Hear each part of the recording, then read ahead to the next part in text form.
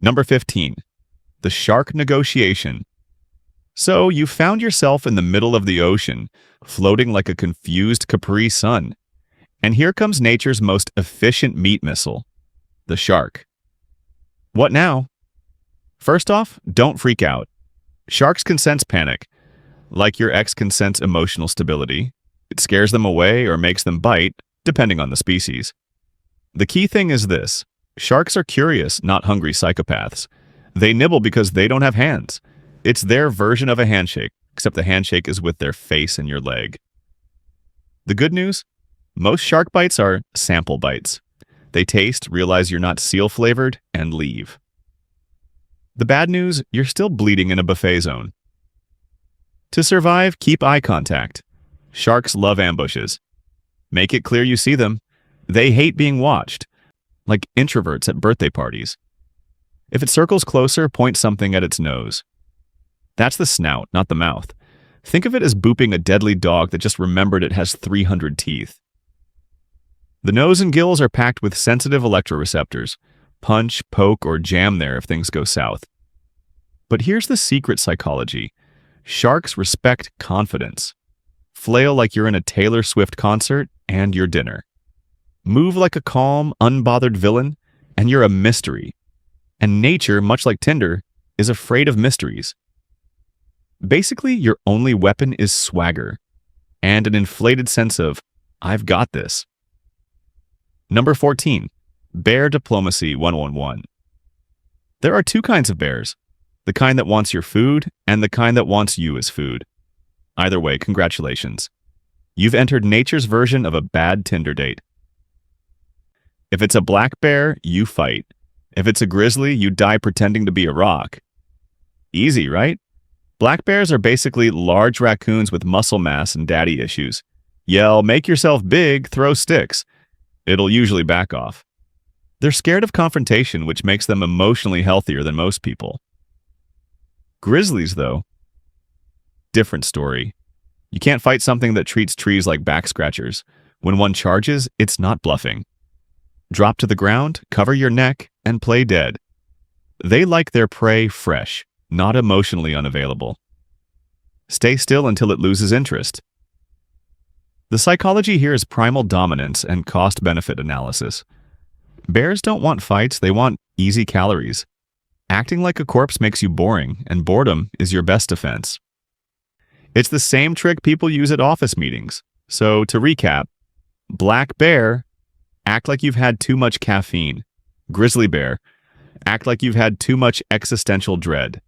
Either way, the forest respects drama. Number 13. The crocodile conundrum. Standing near murky water in Africa or Florida. Congratulations, you've entered crocodile country. A place where the water looks calm but has more hidden danger than your group chat. Crocodiles are ambush predators. They don't chase, they wait. And they strike faster than your brain can process. Oh no. The good news is they're predictable. Don't swim in dusk or dawn when they hunt. Don't wash clothes near riverbanks. And for the love of every survival show you've ever watched, don't stand still near the edge like a snack platter. If one grabs you, your instincts will say, pull away. Ignore that. That's how you lose limbs. Instead, go for the eyes. Crocs are literal tanks with one weak spot. Two squishy marbles of pain on top. Jab, poke, or gouge. Whatever works. You're not fighting fair, you're fighting physics. Croc psychology. 101. They conserve energy. If you make it difficult, they might let go. But if you scream underwater and flail, you just become an easier chew toy. So become chaos. Thrash intelligently, target eyes, and remember. The role isn't personal, it's physics. In short, stay out of croc country. Or if you must go, bring a friend slower than you. Number 12. Lion logic. You're on safari. The guide's whispering, stay in the Jeep, but your brain's saying, selfie time. That's how people become documentaries.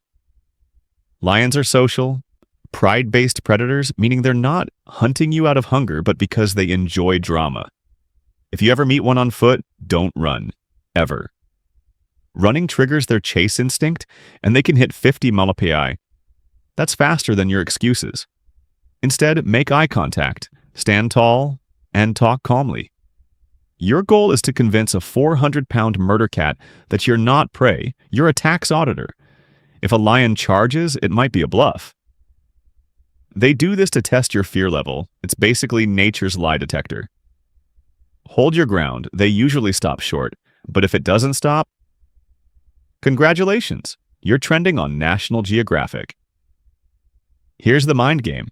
Lions respect composure. They live in a world of hierarchy, intimidation, and energy conservation.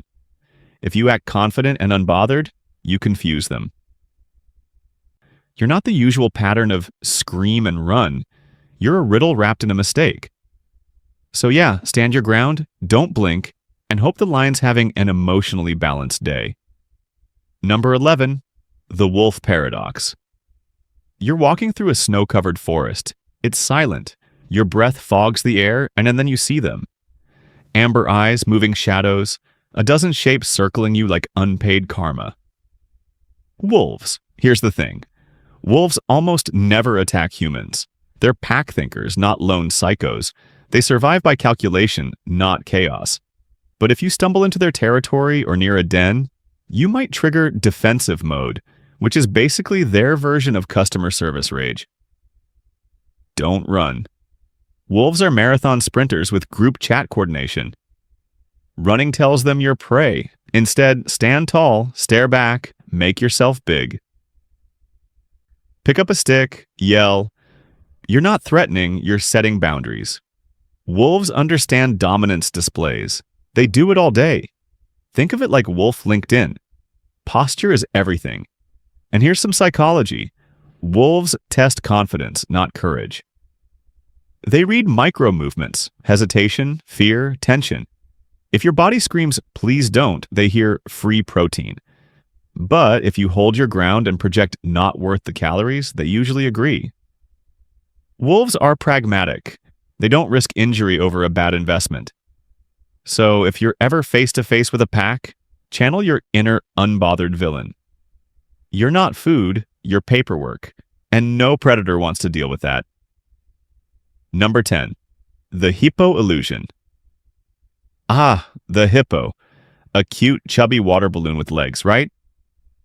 Wrong. Hippos kill more people in Africa than lions, crocodiles, and snakes combined. They are basically murder marshmallows. Adorable until you're between them and their morning bath. Hippos are deeply territorial. They don't eat you, they delete you. They weigh up to 4,000 pounds and can outrun a human on land. Let that sink in. You can't outsprint a fridge with teeth. If one charges, zigzag. Seriously, they're built like tanks but steer like shopping carts. Find cover. Trees, rocks, anything solid. Don't try to swim away. They're faster underwater too. Your best bet is distance and confusion. Hippo psychology is all about personal space. They're introverts with anger issues. You enter their zone, they don't ask questions. They just block you like an overzealous social media moderator. The calmer you stay, the better chance you have of making it out. Because if you panic, splash, or make noise, you've just activated kill the bubble maker mode. So respect the hippo's bubble. It's not a joke. It's a death radius. Number 9, snake logic. You're walking barefoot in tall grass because apparently you trust nature, and then crunch. You've just met a snake. Snakes don't hate you. They just hate surprises. When they bite, it's usually because you scared them. Venom is expensive to make. It's their version of premium gas. So if you back off slowly, most will slither away and complain about you later in snake group chats. If bitten, stay calm. Panic raises your heart rate, spreading venom faster. Don't suck the wound. Don't cut it. You're not starring in a 1970s Western. Immobilize the limb, keep it below heart level, and get to a hospital. Snake psychology is ancient efficiency. They're heat sensors with fangs. They don't chase, they ambush. Most of the time they strike out of fear, not bloodlust. Think of them as misunderstood introverts. They just want to be left alone, and they'll ghost you if you insist otherwise. So remember, snakes don't start drama. they finish it.